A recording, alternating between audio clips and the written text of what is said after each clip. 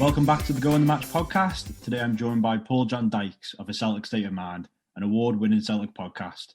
John is a massive Celtic fan and a host of the biggest Celtic podcast out there. Paul, thanks for giving me time today, mate, and coming on the podcast. It's a pleasure. Just thank you for asking us on. It's always a pleasure to speak to other football fans, from all different walks of life, Mike. So I'm really chuffed. Okay, so can you take us back to your childhood following Celtic? Where were you born and how did your love for Celtic Football Club begin? I think a lot about this. I really do, Mike, because when I think about Celtic, I just think about them as having an omnipresence in my life. You can't remember a time when Celtic wasn't part of that, even when you were too young to get involved and go to the games. So yeah. I'm from a place called Fife in Scotland. It's a region, and there's a huge mining heritage in Fife. So I lived in all the small mining villages, and there was small communities within that. And, although you've got Fife football clubs, senior clubs like Raith Rovers, East Fife, Cowdenbeath and Dunfermline, what you find is there's a huge, bubble of Celtic supporters as well as Rangers supporters, it's got to be said. And I think with my own family heritage, my mother was a Maguire from Donegal stock, if you go further back. And like many families coming over in the 1840s during the potato famine, they've come to Fife via Hamilton. So it's the same, there's so many of these people all over, Liverpool and Edinburgh and Glasgow and New York. And so you grow up, there's never comes a point where you make a choice, I'm going to support Celtic. It's made for you. It's made before you even enter this world. So I arrived in 1978 and I was the third of four kids. I just remember my dad, coming home from the game, and it was probably early 80s, I've got to say, because of where we were living at the time. And it was the old double denim with the Celtic bar scarf. And, there was like every Saturday there was this kind of feeling in the house that you're just waiting on your dad coming home from the game. Your mum's making the dinner.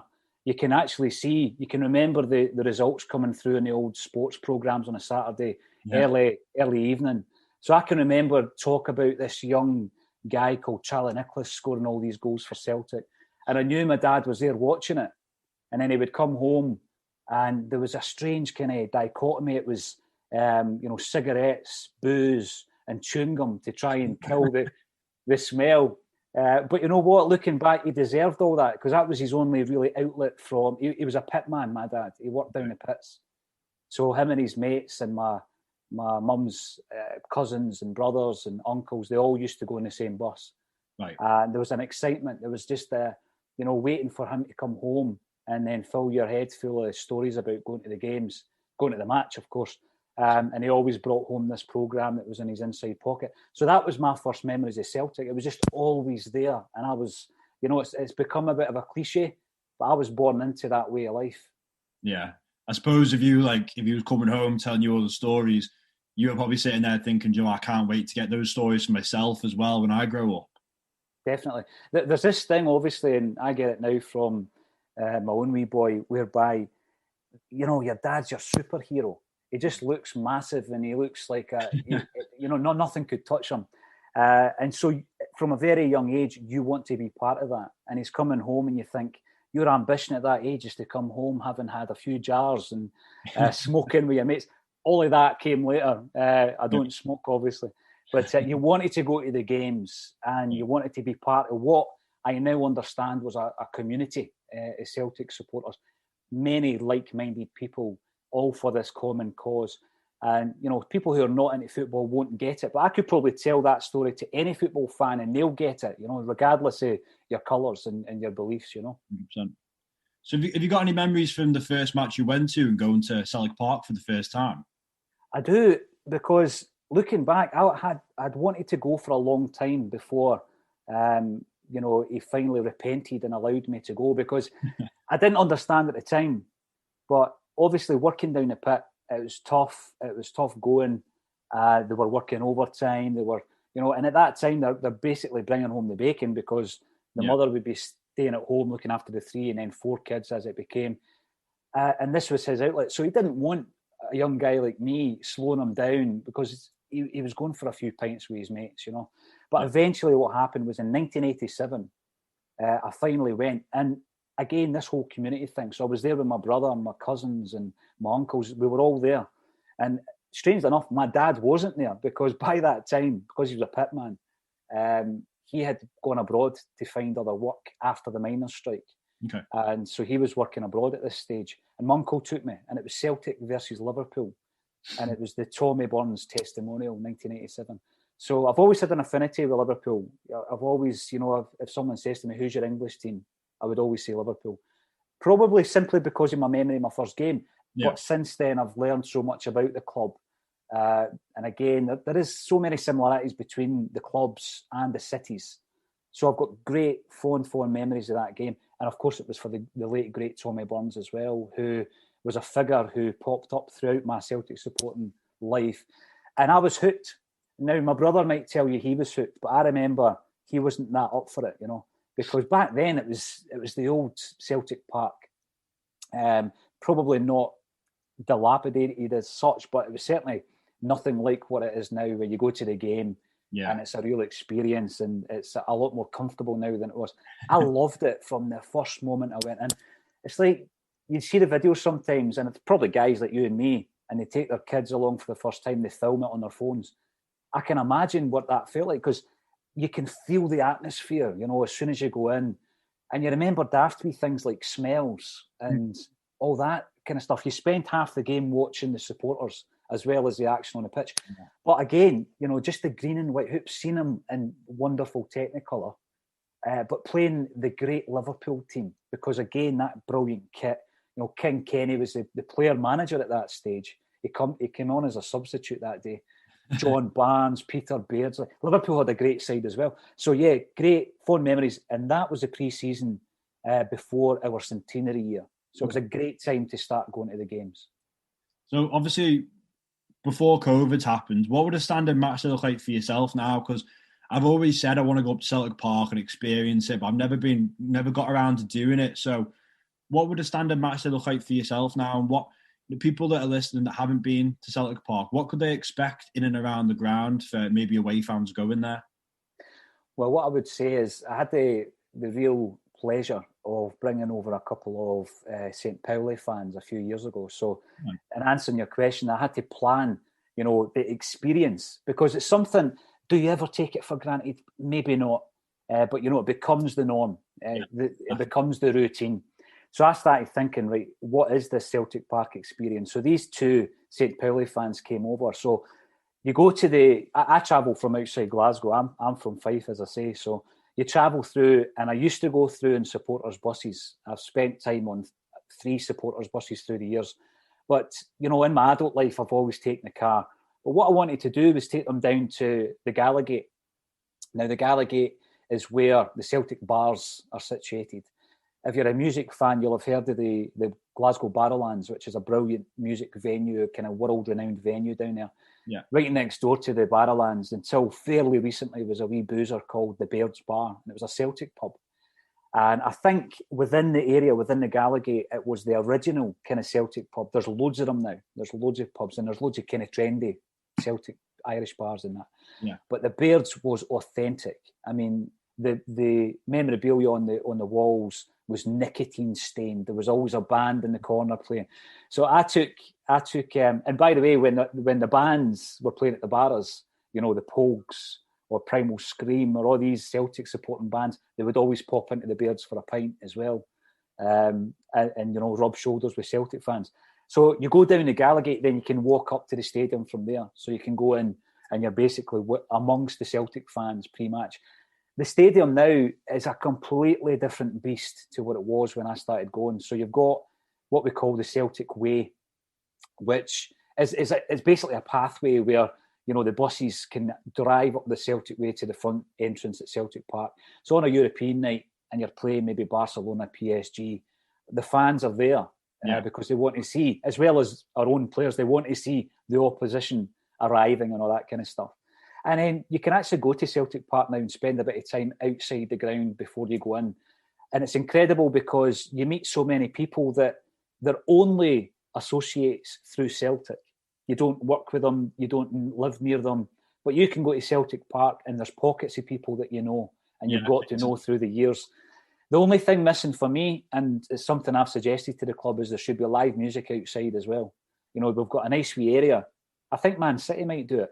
There's a nice wee area and it's in the shape of a clover, but nothing happens there. So there should be a bandstand and we should have live music there as well. And, you know, you've got beautiful things like the statues of the likes of Jimmy Johnston and Jock Stein, Billy McNeil, Brother Wilfred. And, you know, these St. Pauli fans that came over were blown away by the experience. And then, of course, you get into the stadium and that just takes the thing to another level entirely. I think something you touched on there is really good with what you suggested to the club, because I know Liverpool, obviously, since we've had the new main stand in and around the ground, it's been, you know, there's been changes around there. And very much the same as what you're saying there. We've had like people playing guitars, playing Liverpool songs. So the atmosphere is already brewing before you've even got in the ground. And that's a very similar thing.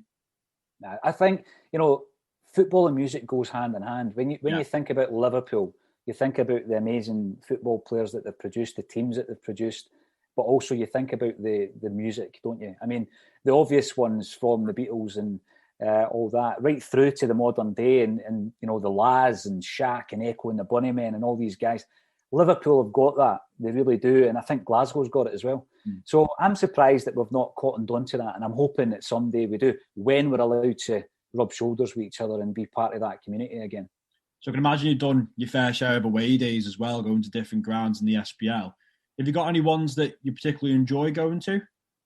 Well, you know this, I don't think it'll be a surprise to many Celtic fans, but there was a period of time when going to Ibrox was just, you know, it wasn't the same as it was back in the day, because Celtic dominated, as you know, Celtic have dominated for the best part of the last decade.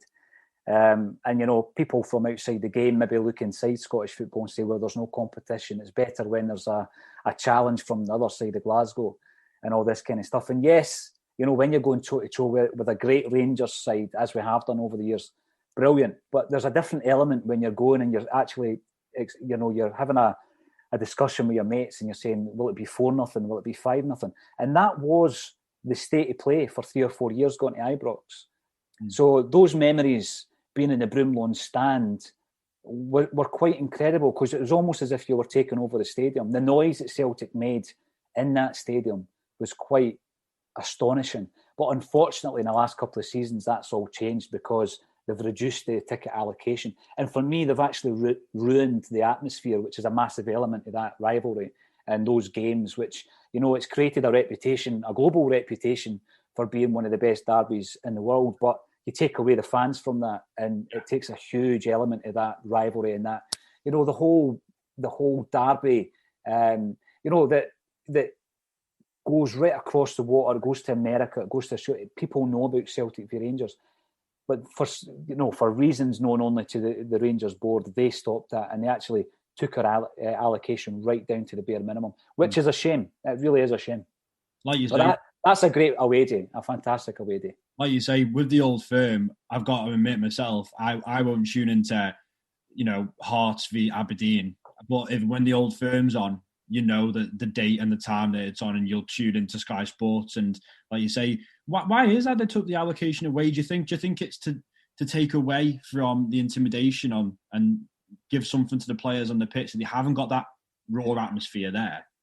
Well, you know, I've spoken over the years through the podcast and writing books and various other things to a lot of ex-players. And the one thing that I take from their experience is that kind of that cauldron of atmosphere, you can feed off it. So although maybe some people think that's the reason, I think what it was actually, and I'm not saying this just to throw a spanner in the works, I think Rangers wanted to increase their own season ticket allocation. So in order to do that, they had to allocate less tickets to Celtic fans. And that was based on a financial thing where they wanted that money up front at the beginning of the season. That's what I believe to be the reason. But I mean, Celtic, as I say, we were going to Ibrox and winning quite convincingly for a few seasons there. And obviously we lorded it up because that's what you do when you're a football fan. And that went down like a lead balloon. You know, we had players like Lee Griffiths coming up and tying Celtic scarves to the Ibrox goals and all that kind of stuff. And that went down like a lead balloon. So I think it was a combination of all of these things that led to that decision. Something I was really interested to get your thoughts on was the safe standing that you've got at Celtic Park. So being a Liverpool fan myself, obviously I remember watching a video of the Anfield Raptor going up there and seeing how it functions, what goes on, and you know what it entails and how it operates. What's your thoughts on safe standing, being a Celtic fan, and has that helped the atmosphere in the ground? It's helped the atmosphere at Celtic Park because of the Green Brigade.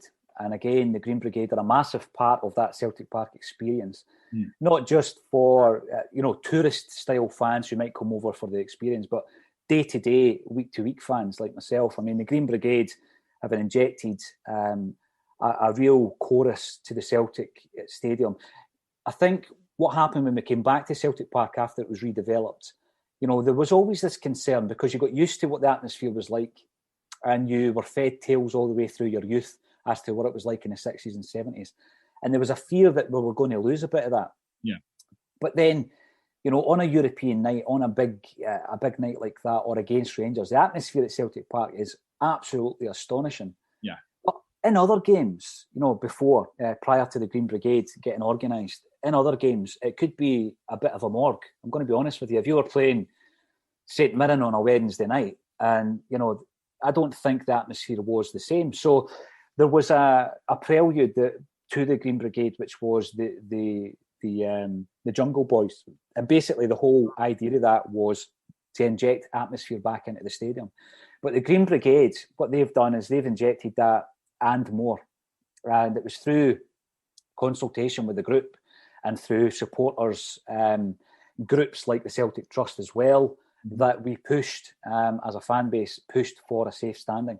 Now, the biggest concern for all football fans is thinking back to Hillsborough, you know, in 1989. Yeah. And as I said before, having that affinity with Liverpool as well, and I think a lot of Celtic fans have that, so sympathetic to the cause, the justice campaign as well for all those years, and indebted to Professor Phil Scraton for his unbelievable work and keeping that fire burning for all that time. Yeah. So in the back of your mind, that's always there. So basically, before the implementation of the safe standing section, I think, everybody had to be convinced that it was indeed safe because, we all know why we're in all-seater stadiums and we never ever want anything like that to ever happen again. And, you hope that certain groups have learned, and I mean groups, not fan groups, not football supporters, but I'm talking about authorities have learned from what happened at Hillsborough. And it has been proven to be a safe standing section. So what you get now is 90 minutes of atmosphere emanating from that corner of the stadium. It's quite incredible. And then, the banners, the tifo displays, the protests for Palestine, which made worldwide news, that all emanates from that wee corner in our football stadium. So it's been quite an incredible thing, but really in modern times for Celtic. Something else very similar to the safe standing I wanted to touch on. I've had a Wolves fan on the podcast in my last series, and we discussed about the light show that they've got there at Molineux. And I believe you've got a very similar setup as well at Paradise. What's your thoughts on that? Is that something that helps generate the atmosphere as well? Because, watching Celtic in Europe when they played the Barcelonas, the PSGs and the light shows, for someone watching on TV, it does look incredible. What's that like being part of it? Does it help the atmosphere, in your opinion?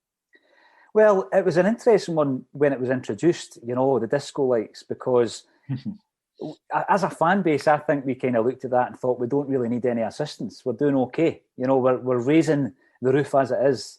Does it add to it? Well, I wouldn't say it detracts from it, certainly.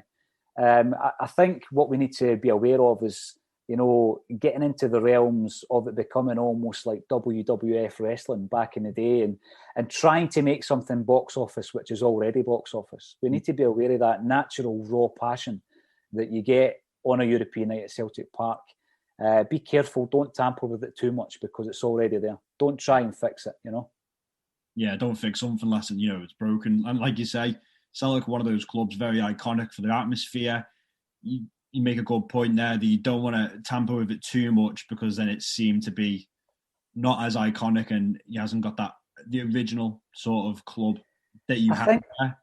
Yeah, I mean, maybe I'm old-fashioned, maybe it's my age. I even think that when we score a goal and then they put on the same tune and all that kind of stuff, you think to yourself, just let us celebrate. But again, that's just me. I think back to some research I did on the old NASL back in the day when obviously it was in its infancy, and some of the things they did within the stadiums to try and inject atmosphere, because they were basically starting from scratch, so they were buying in players from all over the world, and Pele went to the Cosmos, and everybody knows what they did. Some of the things they did were before their time, but they were all about, playing the music, and they had things like, instead of a penalty shootout, it was like, you ran from the halfway line to score into the net and had the big countdown clock with the music, and it was just adding box office to football, and, it was bizarre, but obviously the American audience loved that. Some of the things they did were great and they've been introduced even in the Champions League, but I do think sometimes that you've got to stay true to your roots, and I think the Celtic fans do a good enough job without the tannoys and without the lights. Definitely. There's a lot of talk from football fans in general of the likes of Celtic and Rangers, how they get on in the Premier League, and if the SPL could filter into the English leagues. What's your thoughts on that? And do you think that would be something that's good for Scottish football? Well, we do see the arguments an awful lot up here. And we realise the limitations of the Scottish game. See, this is the big thing about Scottish football. The fans are not walking about thinking that we have a product which is, up there with the top 5 leagues in Europe. But there's a lot good about Scottish football. A massive part of that is the support. When you look at the actual average support, and there's a great table comes out all over Europe. It looks at the different leagues and per head of capita, when you look at how well supported football is in this country.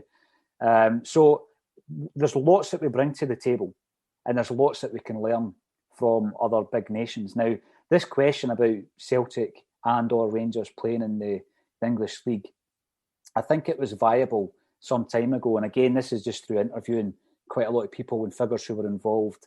But as of 1998, it's no longer been something that's been on the table. And that was because of the cross-border rules changing, and people cite, Welsh clubs playing in English football, etc. But these things were decided upon for various other reasons pre-1998. Celtic and Rangers wanted basically to increase the size of their clubs, their global appeal by playing in a bigger league. I mean, that's obvious. That's exactly what they wanted to do. And at that time, Celtic and Rangers were in cahoots to try and make that move happen. I mean, they're no longer, as companies, as clubs, in cahoots. I mean, even the term that is widely used, the old firm Celtic, and Celtic fans no longer use that term because it is showing some kind of an alliance to the other side. So it was something that was on the table quite seriously, to the point, and I'm not sure if you're aware of this, this is interesting. Celtic were very interested and had an English football club valued in 1998, and that football club was Wimbledon Football Club. Oh, really? And Celtic were going to buy Wimbledon Football Club and actually change the registered address and change the name and become Celtic Football Club based in English leagues. And it got to the point where one of the advisors at Celtic, to test the water, bought a football club in Glasgow called Clydebank and applied to join the Irish League just to test the water, to see if we could do this cross-border thing. So, that was going to be the Trojan horse that we would use as an example to then have a Celtic side in the English League. Things have changed massively now. So if it was a hypothetical question, how would we do in English football? I think I've seen a lot of disparaging comments about this fairly recently. What people need to realise is it wouldn't be the Celtic as we are just now with the same budget dropping into the English League. Because if that happened, it would be very difficult for Celtic to compete. We would have access to the broadcasting and the sponsorship and everything else that goes with it if we were part of that league. And obviously with a global fan base, it would just elevate the club to an incredible size. The flip side to that, and this is no disrespect, any English club dropping in to the Scottish League in the same way, vice versa scenario wouldn't survive 2 weeks because, we've all seen the photo of Raheem Sterling's payslip. Now, that would keep Scottish football going for a couple of months, So the argument's always going to be there. I think the brand of Celtic being introduced into the English League would work two ways. It would work both ways. Will it ever happen? I fear that it won't happen. I would like to see it happening, I'm going to be honest with you. But there's always talk of some kind of Atlantic League, where teams from Scotland and the Netherlands and various other countries come together and are able. And again, this is something that was on the table quite seriously as recently as 20 years ago, whereby, there were 8 different nations looking about having a league, but there was relegation back into your domestic league. So if Celtic were terrible one season, as they have been this season, they could get relegated out of the Atlantic League back into their domestic league. And then whoever wins the domestic league has that, opportunity to go into this Atlantic League. So, yeah, I think as a brand, as a worldwide renowned brand, Celtic would be fantastic. There would be a period of acclimatising to that.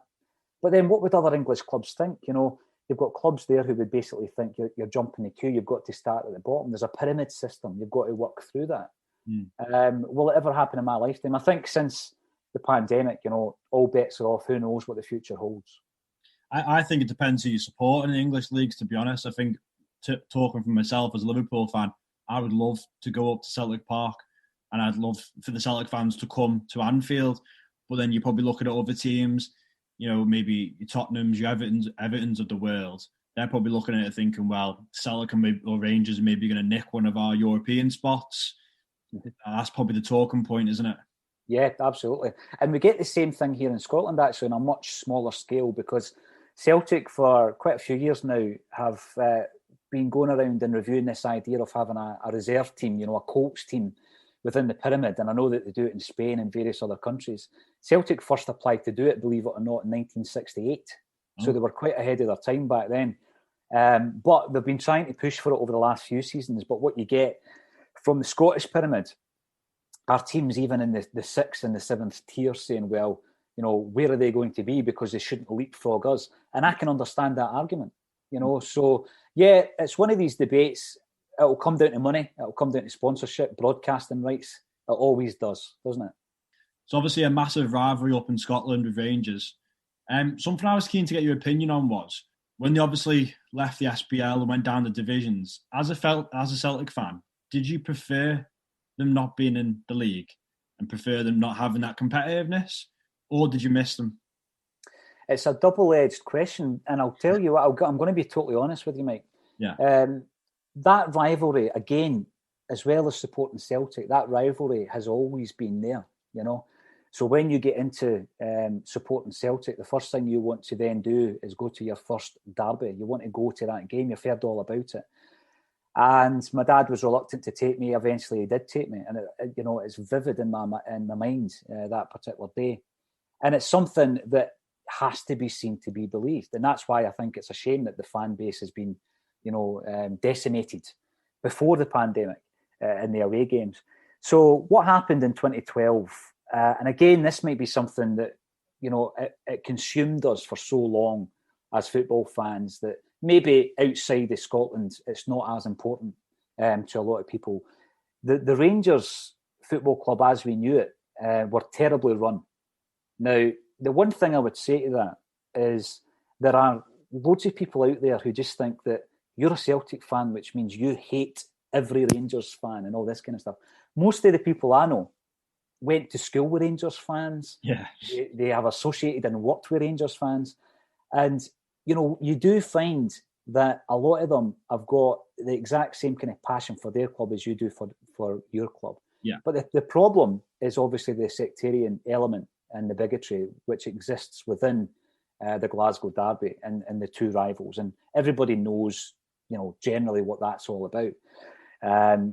Historically, the Irish diaspora were Roman Catholics. And, I'm not saying everybody that supports Celtic are Catholic, because we are a club open to all, totally inclusive, which I think is one of the most important parts of, if you were asked me to define what is a Celtic state of mind, inclusiveness would be part of that. Yeah. So it's not about where you're from, it's where you're at. As Angelo Dundee once famously said, and Ian Brown once famously said as well. And when Rangers got into the financial trouble that they themselves created, the Scottish game felt as though they had to be punished. Now, that didn't happen. So people around about football outside of Scottish football think Rangers were punished and they were demoted. That didn't happen. The Rangers team, the Rangers club as we knew it, were liquidated. So they disappeared from the face of the earth. And what you then had is you had a stadium there, Ibrox. You had a fan base, a massive, huge fan base, where this club had been part of their life for generations. I mean, a friend of mine, it's been generations of his family who have supported Rangers Football Club. Yeah. And it's as important to him as Celtic is to me. Yeah. And then it disappeared. Why did it disappear? Was it the fans' fault? Of course it wasn't. You might love or loathe Celtic or Rangers fans. Was it the Rangers fans' fault?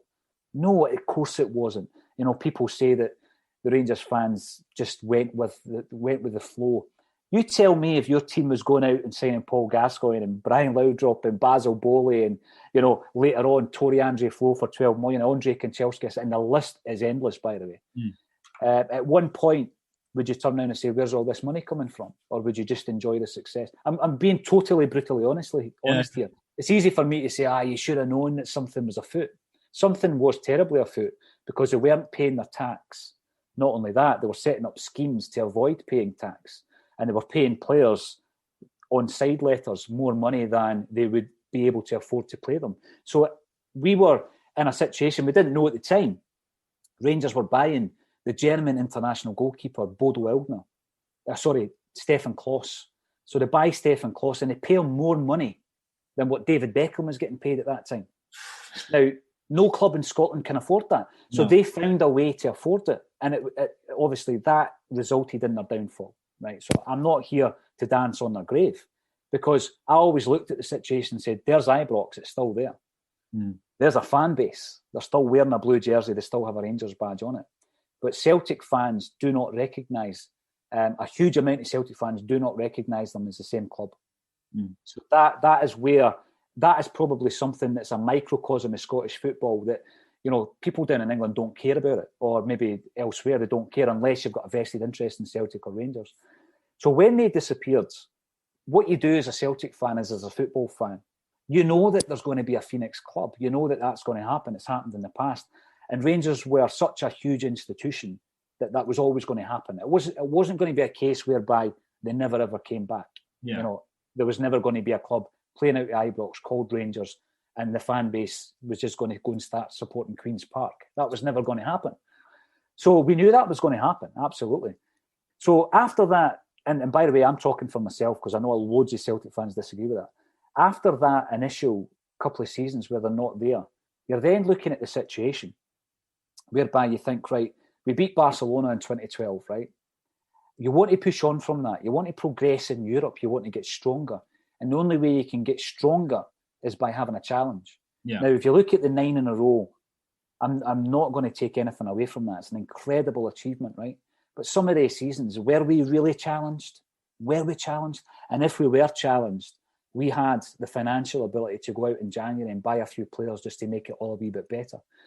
Now, when Rangers, obviously the Phoenix club, started in the lowest tier of Scottish football and they worked their way back up. And we knew that even when they got into the top league, which is now the Scottish Premiership, it was going to take time for a challenge to come. And that challenge didn't come. And that's going back to the time I was talking about earlier, Mike, where we were going to Ibrox and there was, is it going to be 4 or 5-0 today?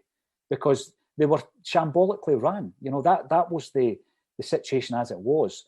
The Rangers fans might agree or disagree. But then what happened was they brought in Steven Gerrard. Now, at that time, I remember being asked about it and I said, well, am I worried as a Celtic fan? This might have been complacency, Mike. Because my response was, of course I'm not. He's a rookie. What's he going to do? We've got Brendan Rodgers, And at that time, we had a great, great side who had been invincible for a whole season. We were winning trebles. And we were so far ahead of this Rangers side that Steven Gerrard, for me, wasn't going to make any difference. But what's happened is, slowly but surely, Rangers have continued to stick to their strategy with Steven Gerrard over 3 seasons. And what has happened this season as a result of that, as well as Celtic regressing. So it's not all about me going on about Celtic regressing. I'm giving credit to the team who's sitting at the top of the league because they have improved vastly since the days where we were laughing at them at Ibrox. And that's where we find ourselves just now. So in answer to your question, when was the last time that we had like a must-win game, against Rangers? Or when was the last time where you were playing any old team and you're looking at the Rangers result? It's been quite a few seasons. Yeah. But this season brings that challenge back. And now we're challenging them. Although we are the league title holders, they're way ahead of Celtic at the moment. So, it's a difficult season for Celtic fans to take. But from the outside looking in, from a Liverpool fan's perspective, you must look at that and think, wow, what a job he's done, Stevie Gerrard. And I'm pretty sure his stock is through the roof at the moment. I spend every single day talking about Celtic, and it's easy just to say it's all down on us. But you look at the form of Rangers this season, and you compare it even to Brendan Rodgers' first season in charge of Celtic, and there's only 2 points of a difference. So for Celtic to be up there this season, we had to be at the top of our game, and we haven't been. So the challenge is real now. The big question would be, Mike, how many Celtic supporters recognise the Rangers that we're facing today with the Rangers of old, and that will rumble on forever, never, never. I prefer, particularly when Celtic aren't doing so well, to look after my own backyard and look at our own problems. We've got far more problems than to look back on everything that's happened, because that is now in the past, as far as I'm concerned. We need to look at the problems Celtic are facing now and put them right. So you talk about the problems that obviously Celtic are going through at the moment. You've just come off the back of 9 in a row, which is obviously an incredible achievement for the club and the teams and the managers that have all been over the 9 years and the 9 seasons. What would you say is the main issue? If you had to pin it on one thing, would you say it's the transition of Rodgers to Neil Lennon, or would you say it's the players? Is there anything specific that you would say it was? It's actually so much easier now to look back, obviously, and pinpoint certain areas where this started, because it's not just been this season, it's been an accumulation. I think this season's been a perfect storm. A resurgent Rangers, the way that we dealt with COVID, the casualties that we've had and still have as a result of that. It's a perfect storm this season. But if you take it back a few years, Brendan Rodgers came in. We were league winners. Neil Lennon had won 3 titles. Ronnie Deila had won 2, 5 in a row. We were going for 6 at that point. The magical number in Scotland is always 10, because Celtic won 9 in a row in the 60s and 70s, and Rangers won 9 in a row in the 80s and 90s. And obviously we won it up until last season. So Brendan Rodgers came in, and what he did is he implemented a professionalism. Now, the thing is, you're a Liverpool fan, so you'll remember him, obviously, from his time at Liverpool. But there's this terminology that goes around, and it's about, elite manager. Who's an elite manager? Who's not an elite manager? I think an elite manager is someone who has won a European trophy and who's managing in one of the top 5 leagues in Europe. For me, but that could be argued all day. I think what Brendan Rodgers did when he came to Celtic is he implemented elite practices that obviously he had seen at clubs like Chelsea and Liverpool. So he came to Celtic and he implemented that. And it took everything up a notch, so that the standards of everything improved. It really, really did. And every single Celtic fan, and by the way, if anybody's out there saying, I didn't buy into Brendan Rodgers, you're lying. We all bought into Brendan Rodgers, right? We absolutely did buy into Brendan Rodgers. But what comes with that, and what comes with that level of manager, is a level of control, And what you're operating with at Celtic is a very powerful CEO in Peter Lawwell. So there will come a point where the level of ambition that Brendan Rodgers has and the level of control that Peter Lawwell is going to allow him, that will hit a ceiling. And then they two figures will clash, and that's exactly what happened at Celtic. Yeah. So Brendan Rodgers, the one thing, potentially two things that I would say about his time, because he was brilliant for Celtic, right? And we were all disappointed when he left, and the manner in which he left wasn't right. And to be honest with you, the way that he conducted himself up to that point, I think we were disappointed because we expected more from him, because he always conducts himself so well. And the way that the final days and weeks was wrong. It wasn't the Brendan Rodgers that we had grown to love. So what then happened was Brendan Rodgers wanted a collection of players, signing targets. And, he was given Peter Lawwell that job. That's your job. Go and do the deals. Yeah. And the players in question are guys like Castagne, Piccini, John McGinn, famously. We could have had John McGinn for about £3 million. A massive Celtic fan with ties to the club through his granddad, who used to be the chairman. And he wanted to sign for Celtic. But Celtic failed to do the deals. Now, that's not on Brendan Rodgers. That's on Peter Lawwell. So even though we were dominating Scottish football, there was lots of things happening behind the scenes that weren't right. But, as I keep saying on the podcast, success masks a million deficiencies. So, right, you spend loads of money on all these players and they're all bad signings, but we're still winning the league. So we're going to focus on that? Probably not. That's just the nature of football. It's only now that we're looking back on it. So our recruitment policy has not been the best for quite some time, quite a few years. We were very good at bringing in fairly young players at a decent price. And you're talking 2.5 to 3.5 million, sometimes even below that. And then you're giving them the experience, giving them the Champions League experience, putting them on a platform and invariably selling them to English clubs. So we did it very, very well. Van Dijk's the best example, of course. Van Dijk, who went to Southampton and Liverpool, and he's up there with one of the best defenders in the world. Now, you could see that class. Yeah. But, it takes a wee bit of convincing outside of Scottish football that Van Dijk's worth an 80 million quid. You need to then play on a different platform before you get and attain that value, of course. And we know that. There's a ceiling. But Brendan Rodgers wanted to bring in certain things, and Peter Lawwell didn't deliver. So it was quite clear to the fan base that there was something wrong.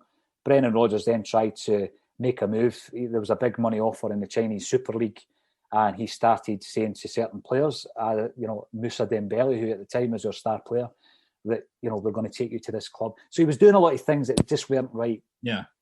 But what happened was it did highlight, and it certainly highlights now, it brings to focus now some of the things that were wrong with the club that are now unravelling.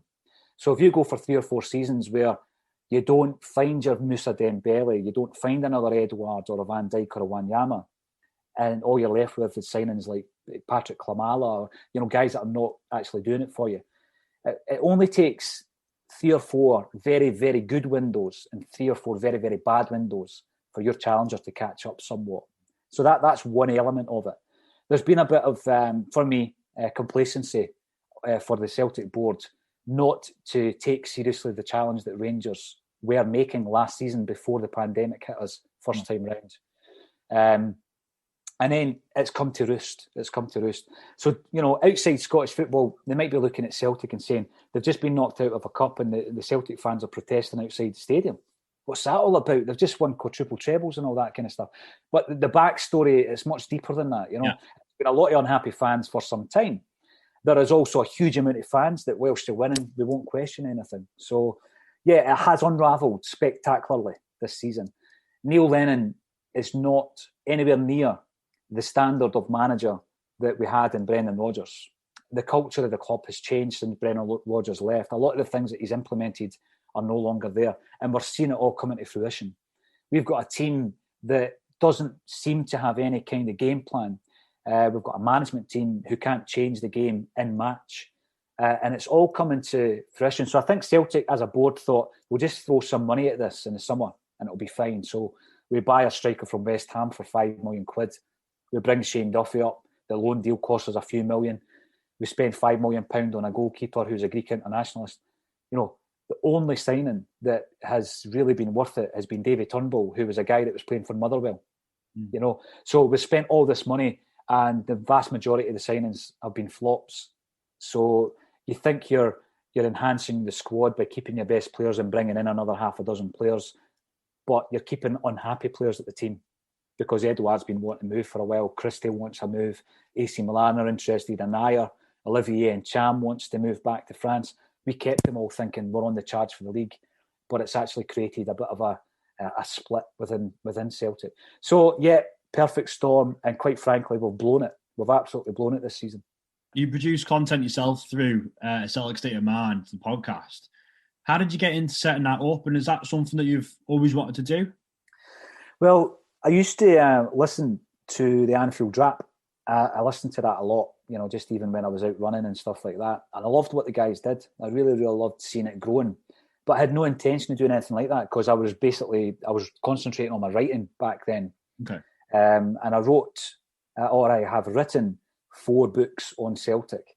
Okay. And what I noticed was during the writing and the promotional process is you release a book and then you get a spike. And I think there's an interest in the book probably for about 3 months. And then it kind of flatlines. And then you have to write another one. Yeah. So it's not like a band releases an album, then you can tour it for a couple of years and then another album. It's like it peaks and then it drops right down to a flat line. Yeah. And I noticed that like immediately. There was this massive lift when my first book came out in 2013. And then I was like, right, I need to write another one now. And so I was very prolific and I did release them very quickly. Apart from the one that's just about to be released this year. This is my second coming, if you want to refer to the Stone Roses, because it's taken me 5 years to get this one put together to the point where I've retired, semi-retired from writing because it's been a tough gig getting this one together. But that's what I noticed. But what happened when I started releasing books was Celtic Podcast started asking me for a Q&A or a chat. And up until then, as I say, my only real knowledge of podcasting was the Anfield Rap, which I loved. So I started, quite enjoying that and then starting to listen to the Celtic podcast. There's a few absolutely brilliant podcasts out there. The Celtic Underground, which I think is one of the oldest football podcasts going. It's been going forever. So I spoke to they guys and I spoke to the Homeboys and a few others. And then, after my second book, I kind of started thinking, this would be a good way, not of constantly promoting the same thing and flogging the same dead horse for the next 3 years until another book comes out. But it certainly gives you a platform so that you can continually discuss Celtic. Yeah. And so I was looking around the other podcasts and seeing what they were doing. And as I said they're doing great work. And I wanted to do something a wee bit different at the time. So when I launched it, it was based on interviewing not just ex-players, but people with a Celtic state of mind. So I had to try and figure out what that was in my own mind before actually launching it. And it's influenced by, I don't know if you remember the album Illmatic by Nas back in 1994. No. There's a track on that. It's a great album. And there's a track on it called NY State of Mind. And I've always liked that term. And then it pops up in lyrics, Nina Cherry, Buffalo stands, it's in their state of mind. So I've always liked that. What is your state of mind? Sometimes it's quite a dark state of mind. Sometimes it's a bright state of mind. And I think during the pandemic, it's been so important to look at state of mind. Everybody's state of mind. So a Celtic state of mind for me is about being maybe sometimes on the outside, sometimes being a rebel, which is good, but also the inclusion. Having a bit of flair, a bit of creativity, and often overcoming adversity. And I mean real adversity, not just because, a few results aren't stacking up. Freedom of thought, but also community and charity. So a Celtic state of mind.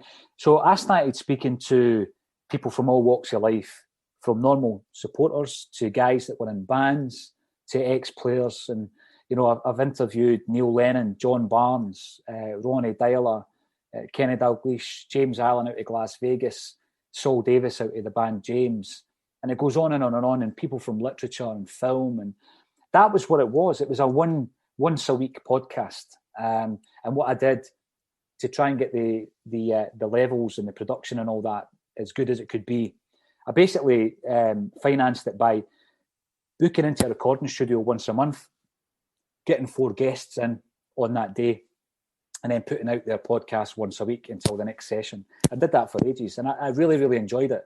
But I realised that, there was a much bigger and wider scope for the podcast out there.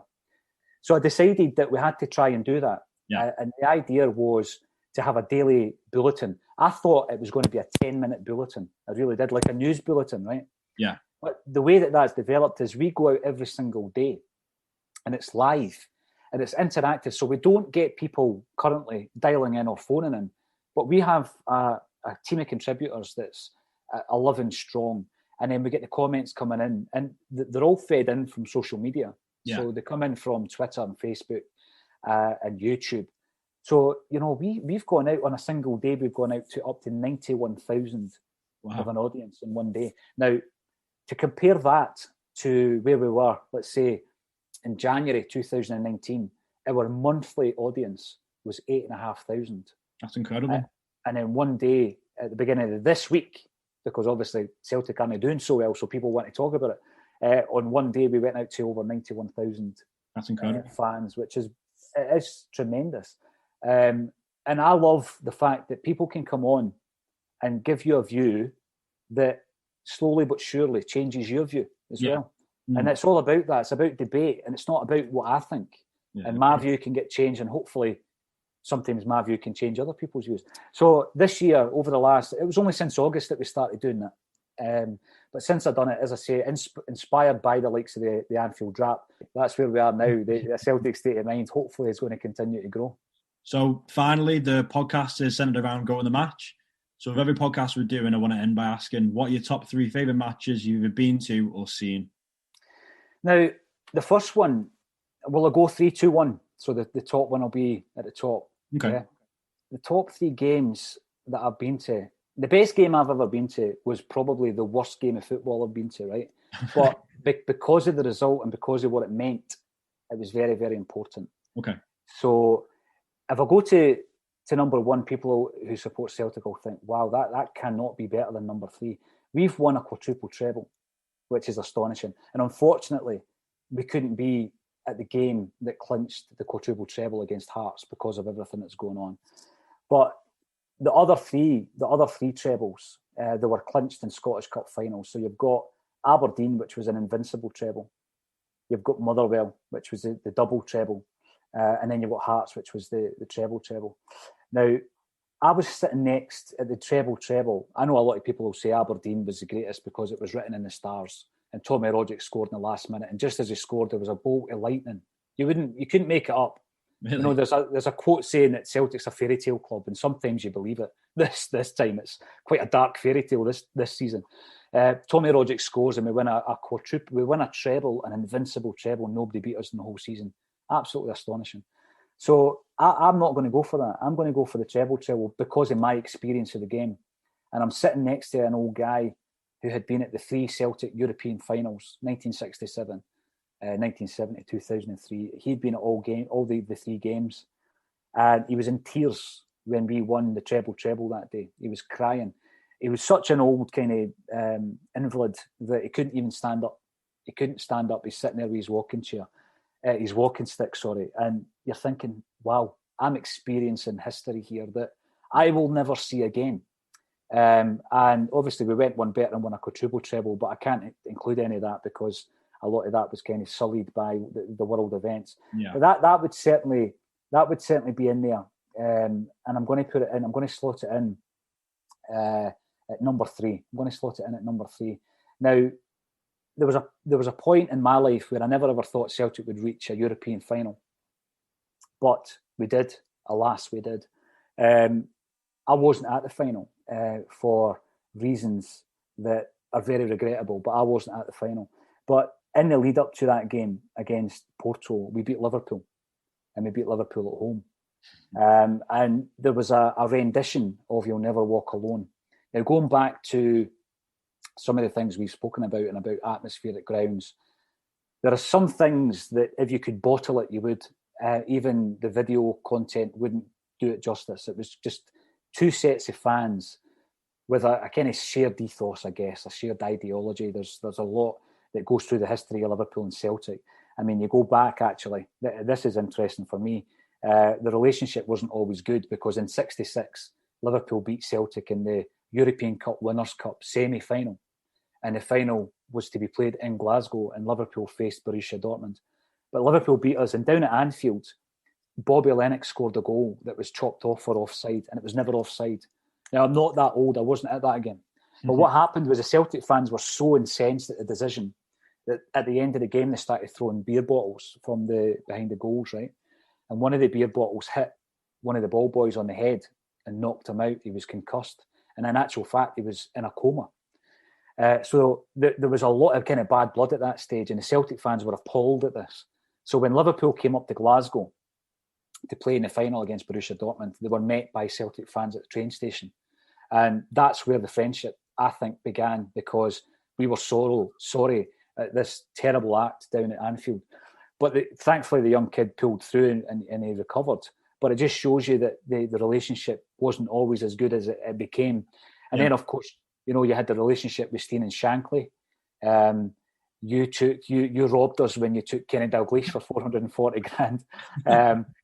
The Brendan Rodgers thing, the Van Dijk thing, John Barnes, there's loads of connections. But the biggest one for me is after Hillsborough coming up for the Memorial game, coming up to Celtic Park and playing in that game. So I just think that all came together in that one game where we played Liverpool, and obviously we overcame Liverpool. And it was a fantastic occasion. But the best game, above all of that, and above European endeavours, because people might think Barcelona, great result. Beating Barcelona 2-1 was a fantastic result. But you look at the actual possession, right? Now, crazy, I'm doing this from memory. I think Barcelona had 81% in that game. So, yeah, I loved the fact that we beat them, but enjoyable, wow. I'd hate playing like that. You're right backs to the wall. But yeah, it's in the history books, and there's no asterisk and there's no caveat to say, they battered us for a big part of that game. The most important game was 1995, and we actually played Airdrieonians, believe it or not, in the Scottish Cup final. And we beat them 1-0, and the game was absolutely rubbish. We beat them 1-0. It was a 9th-minute header by Pierre van Hooijdonk. And that won us our first trophy in 6 years. And it was our first trophy since the takeover of Fergus McCann in 1994. And that, for us, as Celtic supporters, was so important, because at that point, we were going through the domination of Rangers. Rangers were dominating Scottish football. Yeah. And we were trying to rebuild our club. And that was the first sign that we were back. That was the first trophy we had won in 6 years. And as a young guy who was introduced during the centenary season, I thought that kind of stuff happened all the time. And then I had, it took 10 years for us to win the league again, but it took 6 years for us to win a single trophy after the 89 Scottish Cup. So that is always going to be my number one game. I don't think that'll ever change. And a lot of people will think, all the big European nights, beating Rangers, you'll notice none of the games were beating Rangers. That's interesting. That wasn't planned, by the way. But yeah, that's my biggest game. But it was a terrible performance. It was just so important for us to win it. Fantastic. So I think that's a fantastic way to finish the podcast there, mate. So just before you go, just a massive thank you for giving up your time and coming on. Really appreciate it. You know what? I feel privileged that you got in touch, Mike, and you can get in touch anytime. And if you're ever up here, we'll repay the favour. You can come and visit us and we'll have a wee chat. I'll hold you to that. Nice one, mate. Nice one. I really appreciate it. If you enjoyed that episode and want to keep notified for future episodes, please make sure you subscribe, follow and share, and of course, leave us a 5-star rating. You can now follow us on Facebook, Instagram and Twitter, all at Go in the Match, to keep updated for future episodes and updates on the podcast.